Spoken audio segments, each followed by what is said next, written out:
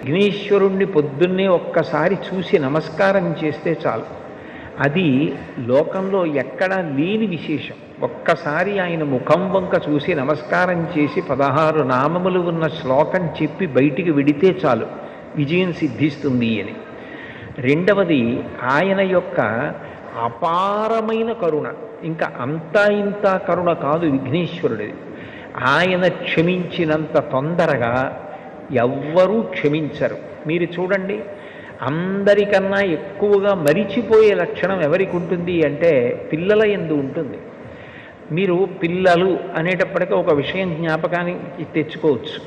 పెద్దవాళ్ళు ఏదైనా తింటున్నారనుకోండి, ఎవరో పెద్దలు వచ్చారు ఇంటికి, ఇంట్లో భోజనమో ఫలహారమో చేస్తున్న పెద్ద ఆయన ఆ పళ్ళెం పట్టుకునో లేకపోతే చేతిలో ఏ ఉండ్రాయో కుడుమో పట్టుకుని తింటూ వీధిలోకి వెళ్ళి స్వాగతం పలకడం, ఆ పళ్ళెం లోపల పెట్టి తాను పెడతాడు.